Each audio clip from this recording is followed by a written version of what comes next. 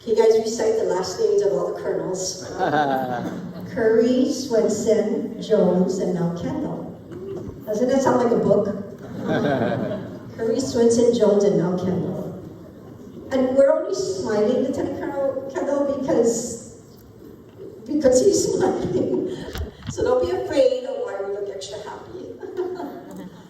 We're going to ask Hawaiian Electric to come up now and talk a little bit about customer service requests, and they're going to be at their table afterwards to help you with any specific needs that you may have as a customer of theirs.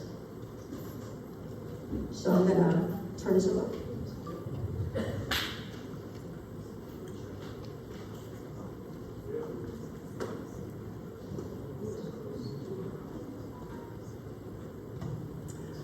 Mahalo to the County of Maui and the Office of Recovery for inviting us to present at tonight's meeting. The last time you were invited to present was at the homeowners webinar back in September, and tonight is actually the first time we've been asked to present at the infamous Wednesday night community meeting, so we're super excited. Most of you are familiar with me. Tonight I have a different hat on. Well, not a different hat. Tonight I actually brushed my hair because tonight I'm Mikey Burke, West Maui Community Liaison. And with me tonight to present is Shana Decker, our Maui County Government and Community Affairs Director, and Emily Smith, our Principal Engineer. Hawaiian Electric's been working really closely with federal, state, and county agencies as well as community stakeholders in the ongoing recovery of West Maui.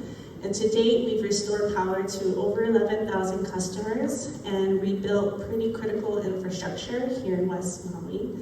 But as the debris clearing comes to a close and the rebuild has started, we've been getting more and more inquiries into what it's going to take to restore power to individual parcels. So that's why we're here tonight to talk about electrical service requests, whether it's a temporary request because you're putting a temp dwelling on your parcel so that you can live there before you rebuild, or a permanent service request because you're actually ready to rebuild. Next. Oh wait, go back. Sorry, not paying attention.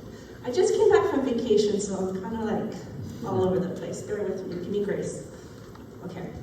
So, as we restore service to individual parcels, safety of our customers and our workforce is our top priority. We are putting in new infrastructure, and that infrastructure is regulated by National Electrical Safety Code. The poles that we're installing are regulated under the same code and also are rated for higher wind gusts. Along with restoring power to individual parcels, we are working at the direction of the county to reinstall streetlights. So if you have a particular streetlight in your neighborhood that you would like reinstalled, Shana will talk about how you go through the county to get those installed by Hawaiian Electric. Next slide. Okay, so we've been hearing a lot of chatter from the community about what's being reinstalled and the fact that it's basically the same as what was before. Like the mayor said, the immediate priority is to get Lahaina home. And we cannot get Lahaina home if we're spending years and years and years and billions of dollars trying to underground the electrical infrastructure in the way that the community wants right now. So in order to get everybody back home and back home quickly, we are reinstalling our infrastructure the way it was. So basically, if you had overhead infrastructure, we're going to reinstall overhead infrastructure. If you had underground infrastructure, we will reinstall underground infrastructure. That being said, we are committed because we have heard you from day one about your desire to underground electrical lines. And we are committed to continue that conversation with the community, with our federal, our state, and our local agencies on how we bring that vision to life for the Lahaina community. It's just going to take some time. Bear with us, give us grace, we will work on it.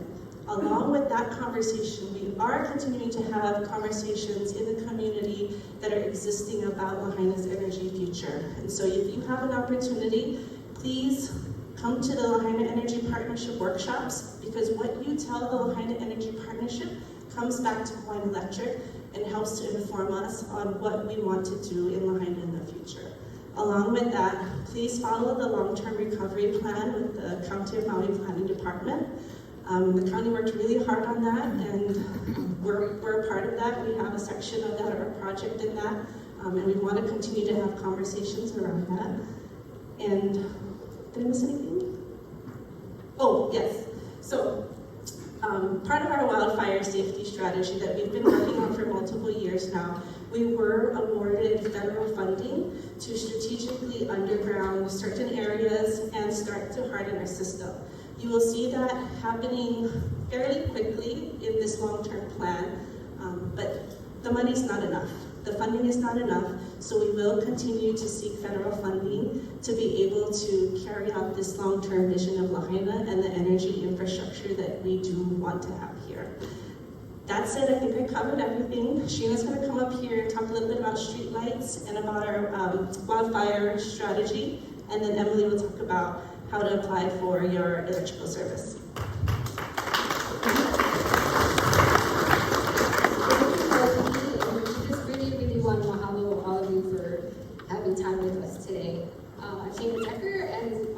With our Maui Community Government Affairs team here, and we're located right here in Maui, so we're happy to connect with all of you. For streetlights, we know that is an important issue and it's been coming up, which is why I wanted to share more about it today. We are, happy to report that work has been happening to install the streetlights starting in Wahikuli and other areas of Lahaina. And this is because we are working with the county as the county determines the type of fixtures and the locations that need to be prioritized as to where the streetlights need to be reinstalled and re-energized in the Lahaina area.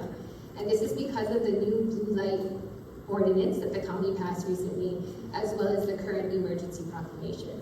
So in working with the county, if you do have a specific streetlight request, like Mikey mentioned, we do have a handy QR code that points you to the County of Maui Connect website. And so this website does enable your request to go to the County of Maui, and then they will send that request to us and then prioritize where we would be doing the next work for the reinstallation of the streetlights. And so we do really appreciate the patience and understanding, because once we get that request, we prioritize the work, and then sometimes that can take, depending, 6 to 8 weeks or longer, depending on the type of building infrastructure that needs to be brought back into that area. So again, we'll have that at our table here, and we're happy to take questions about that, but we really do want to do that as safely and as quickly as possible for everyone in the different areas. We also just wanted to share at a high level, and we want to come back frequently to provide updates throughout the months here, but in the most recent year, we've been doing a lot of ongoing wildfire safety strategy prevention work. And so with this wildfire prevention work, you may have been seeing different types of things on our infrastructure. And so this includes like protective mesh that have been installed on some of the new poles. And you can see that on the picture here. It's a little dark, but where the person has their hand, there is a fire mesh, and then on the lower part, there's a termite mesh. So these are all being part of the new poles that Mikey mentioned being installed throughout the island. It also includes new fire safe devices, and this includes sparkless fuses and things like that that are also installed on our electrical infrastructure.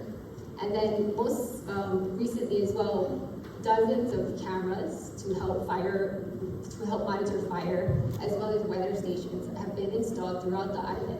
And this gives us minute-to-minute data to make informed decisions when it comes to hazardous weather conditions for our public safety power shutoff program. And so we're happy to talk more about that as we visit you folks and you guys come and talk to us. But these are all very important, critical things that we are prioritizing. And we look forward to talking to you more about that. And so Emily will now talk about our service request process.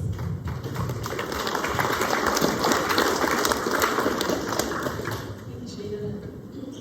And I too want to echo the appreciation of being able to come out here, so thanks to the county. Sorry. Also want to thank the county and you folks for letting us come out here and talk to you about what our role is in helping bring power back to your properties and your homes. So the first thing I want to do is just talk about how we define a returning customer. A returning customer to us is anyone who had a service with us before August 2023. So most of you folks here. And then also just to echo what Mikey talked about a little bit, we are looking to bring power back to you folks as quickly as possible. So we are looking to bring back the infrastructure same as it was before. So if your neighborhood had overhead, we will be putting overhead back in. At least that is up to date. Next. Okay, so starting a service request. This is probably the number one thing that we can request from you folks to help us get you power, right? If you can submit the service request as soon as you can through our online CIT tool, customer interconnection tool, we would appreciate it. All or most local licensed electrical contractors have used the CIT tool, this online tool. They'll be a huge help to you. We highly recommend that if you can, you go find a licensed electrical contractor to help you out, and it'll just make the process smoother. But anyone can go onto this online tool, submit it. Once you get your permit number, you'll have the information to get the whole process started. This QR code is provided here. It'll be on the slides, and also we have copies on our desk if you want to come up after the presentation. Thank you. So there's 3 types of permits that you guys could be looking to get. You could be looking to get a temp dwelling, a temp construction, or a permanent service. And in the following slides, I'll go over them.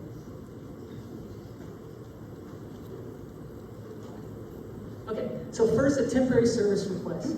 There's 2 types, like I said, the temp dwelling and the temp construction.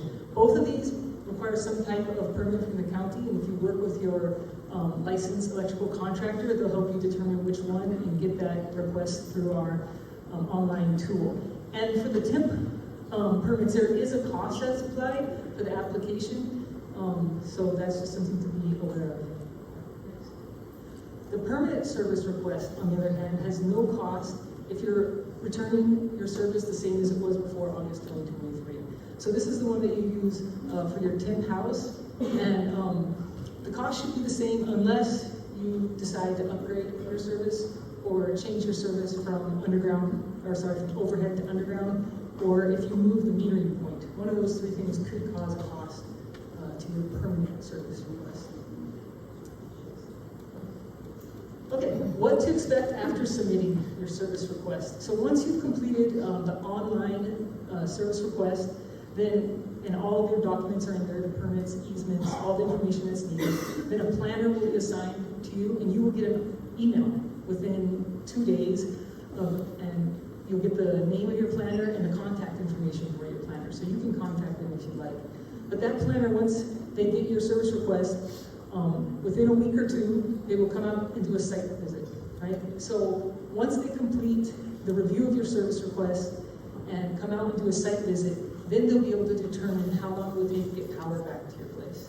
There's lots of variables that could lengthen or possibly shorten getting power back to your place. And really, we would know that best once a planner has been assigned, has reviewed your service request, and has come out and done a site visit. So again, it's just really important that you put in those service requests just as soon as you can, as soon as you get your permit number. You don't have to wait till your permit gets finalized.